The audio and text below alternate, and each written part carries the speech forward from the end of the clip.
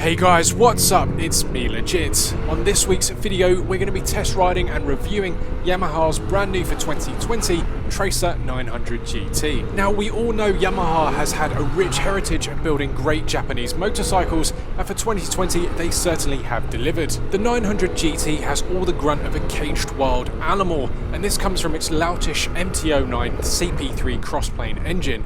It's a triple that naturally sounds amazing and is characterful with all 847cc's. It hurtles the nearly 500-pound bike around like as if you're riding an MT-07. It's easy to forget yourself as the 900 GT inspires you to be more adventurous. And where is a better place to test a bike's capabilities, especially in adventure, than in the great outdoors? I've got 94,000 acres of off-road just totally here for me to ride. Usually this is MOD land, Ministry of Defence land. They test tanks, armoured vehicles all along these roads, but for today I'm allowed to come down here and try out this bike, put it through its paces and see if it can cope with this. I know it's a sports tourer, but we've really got to push these limits to find out what these bikes can do. So I've put it in standard mode with traction control on 2. I'm just going to take it nice and easy because these are gravel roads after all, so let's see. No flags flying, no red flags, wicked, stick to the white path and we won't be blown up or die.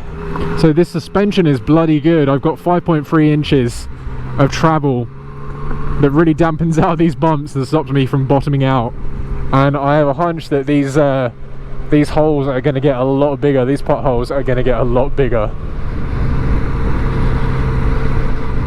Wow, some big ones there, jeez. Now this bike is so nice. I've got to say, it's just such a relaxing bike to ride. Even on these roads belonging to tanks and military vehicles, it just feels so planted, so well at home and so easy to ride. I got these heated grips on 2 and I mean now it's just starting to get a little bit too warm for me. On the motorway down I had it on 3 and at about 10 minutes my hands just, I could barely touch the grips, they were so hot. And one thing I love about this bike is you can go into the menu by holding the wheel down, scroll down into the options and change the amount of heat each 3 like points of the heated grips give out. So instead of being 0.1 like 30%, 0.2 50% and 0.3 100%, you can change 100% to like 70, 0.2 to 40 and 0.1 to 10. So it's really user friendly and, you know, kind of, oh, another touring chap, how do you do, nice to meet you, man. One of the things you'll notice the most about this bike is just how easily it turns. The handlebar radius is fantastic and even at slow speeds is beautifully undemanding. I sit quite high on most bikes, so neck and wrist ache is something I come to expect when riding new bikes. But with the Tracer, due to its high bars, my arms were left in a comfy 90-degree position at all times. In terms of electronic gadgetry, Yamaha's blessed us with an abundance of rider aids. You've got riding mode A, B and standard, you've got traction control 1, 2 and off, you've got heated grips with an option of 3 levels, you've got a TFT dash which is straight off an R1, an integrated quick shifter and a slipper clutch with cruise control. Up the front of the bike we've got fully adjustable 41mm inverted forks. with 298mm dual discs and 120 by 70 ZR17s. On the rear, there's a single shock with an adjustable preload, 245mm single hydraulic disc, and 180 by 55 tyre. The only thing I don't like is these, and I've seen so many people comment on them. They're like from the 80s. Yamaha, you need to update these, man. Get some nice modern looking LED lights in there. Another great feature about this bike that I really like is the 3-into-1 mass centralized exhaust. As you can see, it's literally in the middle of the bike, low, kept in, nothing sticking out, which means when you come to put luggage on the top, anything you want to do, it just keeps the bike's dynamic and stability just that much easier to control. When I was coming up here, hitting the highway speeds, the wind was coming in a little bit. You can see some of the dark clouds. It was raining slightly. These things deflected the wind, those things kept my hands warm, and the rest of me just stayed toasty warm because you get a lot of wind deflection from this bike. As you can see, it's quite wide, and when you sit on it, you are pretty much protected by these fairings, so it's really good. It's a really nice feature I love about this bike. So for tall people, this bike is not a problem. I can flat foot, I'm 6'4", but then the only issue I have with that is this adjustable windshield. Now it adjusts by like maybe 2 inches, I think it was, pretty much nicked from Ducati, but for me the wind literally gets pulled right up, it hits me in the middle of the helmet, so it's a lot of wind noise and really kind of takes it out of your head when you're riding. Flicking through modes is so easy, setting everything up, it's just right at the edge of your thumbs. It's great. So you can scroll through the menu using this, all you got to do is click down on whatever you want. I was averaging about, it says here 54, but on the motorway I was getting about 76, almost 80 miles per gallon, which is flipping brilliant. Wow, I've done 580 miles. I got this at, I think it was just almost 300, so that's not bad. It's 100 miles here, 100 miles back, and whenever I give it back as well. The bike's saying it's 19 degrees outside. That's not too bad at all. The heated grips, let's 1, 2, 3. There we go, and click again to turn them off. So, we've got some bikes coming up here as well. Traction control easily switchable from up here. So traction control 1, and then 2, and if we hold it down, traction control off, beast mode. As well as modes, we're talking about them. Just at the top here, you've got a little dial switch. Mode A, which is just pure aggressive. B is basically aggressive, and STD is just not so aggressive. That's the levels that Yamaha have given you with this bike. The only other issue I have about this bike is the key. I mean, it's obviously fighting for space. You've got a lot of stuff going on here. You've got the gorgeous TFT dash taken from the R1, but your key is so hard to get to, and if you've got gloves on and you're trying to like I've got big hands. My hands are hitting the dash, they're hitting this bar here. The only improvement on this bike I could really say, and sum it up in 3 points, is you need better wind protection if you're tall. That's a given. Better placement of this. I don't know where else you could put it. Maybe 2021's version is going to be a fobless bike. And my third point is just the seat.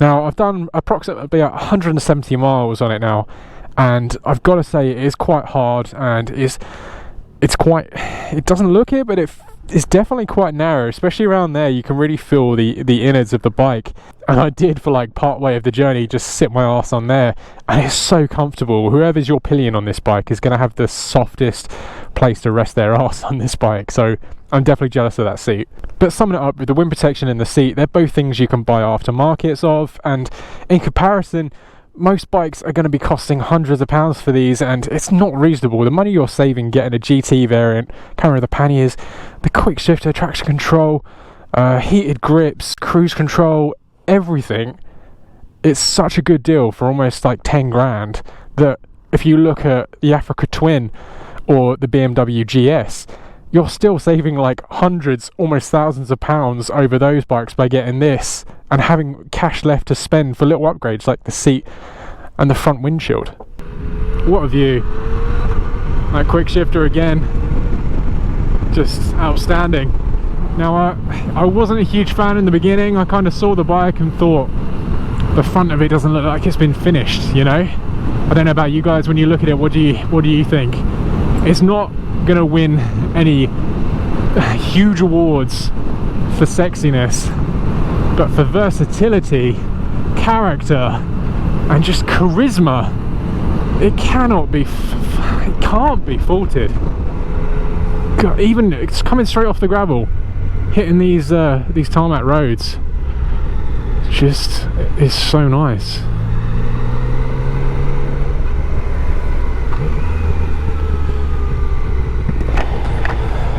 This is gorgeous, I love this.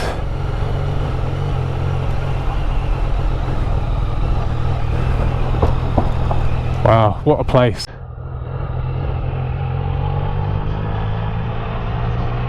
What a place, man.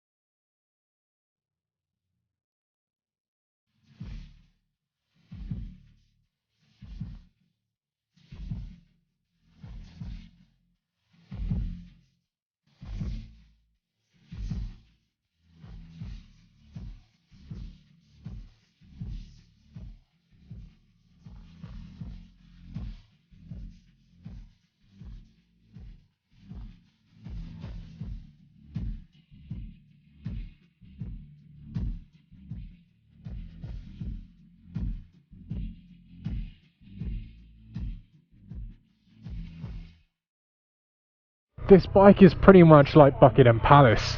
It's amazing to look at. It's probably a warren inside full of electronics and all things that are majestical. On the exterior, it's a fortress. It looks hard as nails, and it feels it. But inside holds one of the greatest things you could probably hold dearest to a nation. Oh dear. You gotta look. And that would be this amazing engine. That CP3 crossplane engine in these bikes just gives it so much character that it is impossible not to love this bike. Within minutes of riding it, you know it's an MT-09. It feels like an MT-09. Yet you can do many hundreds of miles on this bike like I've done today and still feel like you need to go out and pop a wheelie, ride aggressively, because you can. It lets you do all of that. It's such a versatile bike and I love it for that reason. So guys, if you've enjoyed this review, drop a comment down below with what was your favorite bit, or if you've got any questions about further bikes. I should be reviewing an MT10 shortly. If you want to ask me some questions about that to come up, let me know. Hit me up in those comments down below. Guys, as always, you've been awesome. I've been legit. Thanks for watching. I'll see you in the next one.